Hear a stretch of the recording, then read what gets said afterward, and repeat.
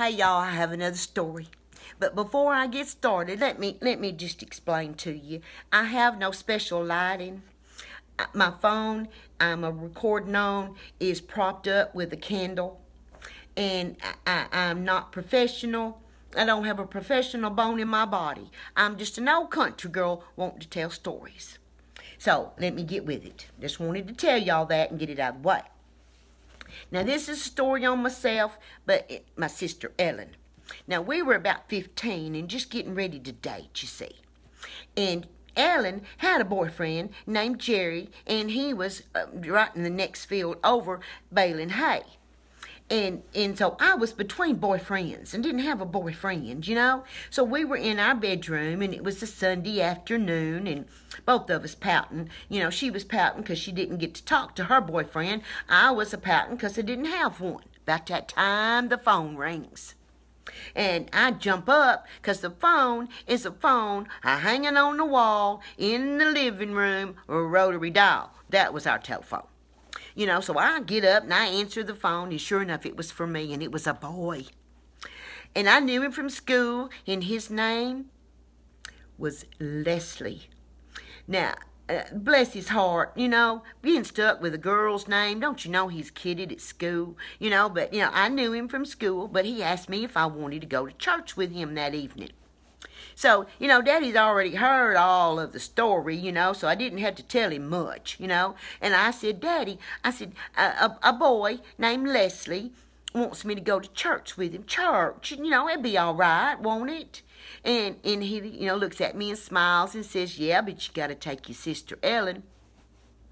Got to take my sister. You know, a little old tag along, you know. But a date is a date is a date. You know, so I go tell Leslie, yeah, I can go, but Ellen's got to go with us. And he just laughed, and he said, that's all right. I got a boy for her, too.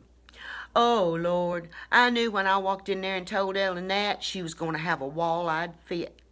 So I really didn't know what to say to her, you know. So I go in there, and I tell, you know, Ellen, I got a date.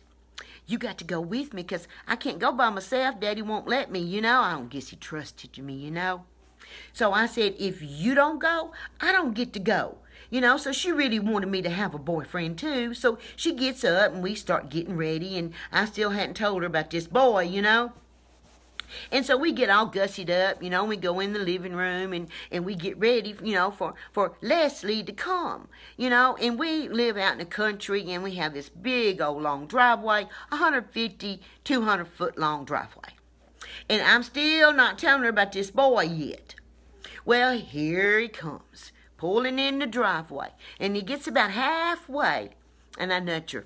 And I say, Ellen, I hate to tell you, but there's another boy coming. I didn't know what to tell you, so I didn't know what to do. And she just says, oh, you are so dead. And I go, I know it, but, you know, I can't go without you.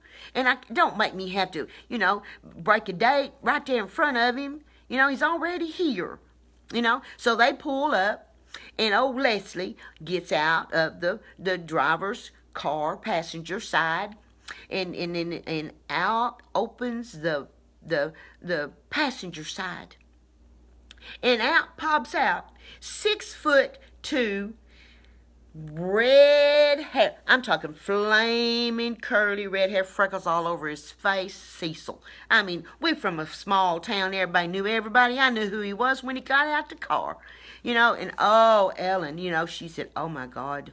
Oh my God, oh my God, oh my God. You know, and she I go, just go with it, just go with it, just go with it. You are so dead. I know it. Well, we get in the car, you know, and Jerry's, you know, her boyfriend's out in the field right next to us, you know. So she gets in the back seat with old Cecil. First thing she does is plop down. You know, she's hiding from Jerry. But old Cecil didn't know that. Old Cecil thought, well, I got me a live wire, you know. Yeah, she did, you know, she wasn't going to tell him she had a boyfriend, you know. Well, we get on down the road away from, you know, Jerry in the field, you know, and so no, he won't see her. Well, we do go to church. We do go to church, okay? So church is let out. And, you know, and I don't remember what time it was, but I knew we had to be home about 7 o'clock. And it was still daylight, so we get in the car, heading home, and all of a sudden, old Leslie pulls off on the side of the dirt road and kills the car. And he looks to me and he says, well, why don't we get out a bit? And I wasn't even going to look at Ellen because I knew better, because I knew she was back there madder than old wet hen, So all I say is, I'll be right back. I'll be right back, So I bet you them boys have done had that planned, Cecil and Ellen in the car, and me and old Leslie, we out the car, separate and divide, So we get back there and we start talking, and stuff, and all of a sudden he's kissing me. I got a kiss, and he kisses me a little bit more, and he kisses me a little bit more, and I get more excited, and I get caught up in it, when we's a kissing, and I guess Leslie thought he's gonna get him some little something, But, when you're 15, almost 16, you didn't do stuff like that. No. I mean, you had a bad reputation. At school, you didn't want no bad reputation. We were going to get enough just to smooching, Well, we kind of got lost track of time, And for long, I guess he just kind of gave up, and decided, well, he ain't going to get nothing, So I was a lost cause, so we just go back to the car. Well, it got dark. And when he opened up that car door and that dome light comes up, and I look back at that back seat, Ellen Marie is looking, she's like this. Do you realize that it is 2 hours? We are 2 hours late. Oh, good Lord of mercy. I knew we were going to get a whooping. I knew that. But I'm telling you, Ellen Marie, she bitched and she bellyached and moaned and groaned. She said, we're going to get us a whooping. We're going to get a whooping. Sure as I'm sitting here, we're going to get a whooping. Well, we get about halfway home and the highway patrol. And we're from a small town, like I said, and everybody knows everybody. Dennis Alley and Lonzo Butler, the highway patrol. Get out the car. And they start walking up, to the car, and, old Leslie, he already knows. He starts rolling down the window, window, we didn't have, electric windows. You had to roll it down. And he said, I don't know about you boys, but I would get them girls home, though Daddy is looking for them. Oh, Lord, we pull off, and we hightail it home. And there's Ellen just a fussing. I'm telling you what, he's going to kill us. He's going to kill us. Well, we get about home, and there's a clearing, in the pasture, and we could see the house. And when we saw that house and the porch light on, we knew our daddy was fit to be tied. And I'm trying to think of something in the world I can think of to justify reason why we's late. I couldn't come up with nothing. Well, we pull in the driveway, and that driveway's really long, and we get halfway there, and we can see our daddy standing on the porch. And, when you worry about your kids, you worry, and you got that worried look on your face.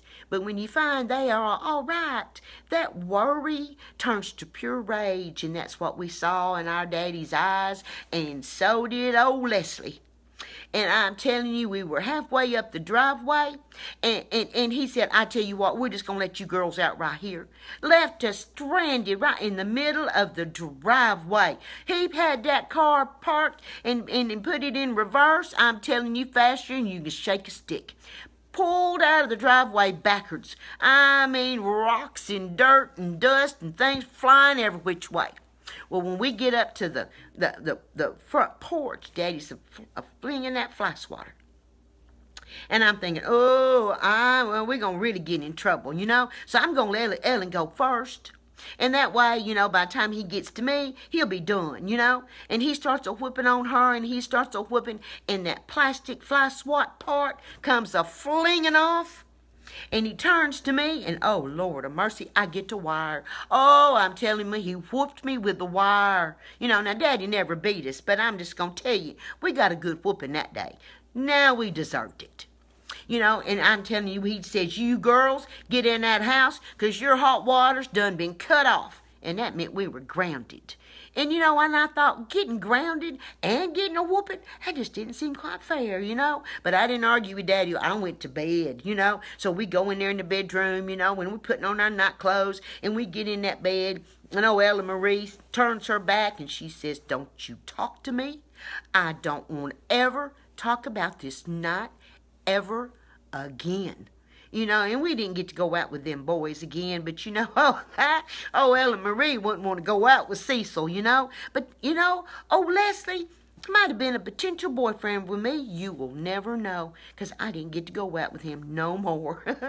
I wanted to tell y'all that story, you know, so I hoped you enjoyed it, and if you did, please hit the like button. I sure would appreciate it so much. And if you have really enjoyed it, you know, I hope I put a smile on your face, and, you know, or at least a little chuckle. And if I did, that's what I was wanting to tell the story for.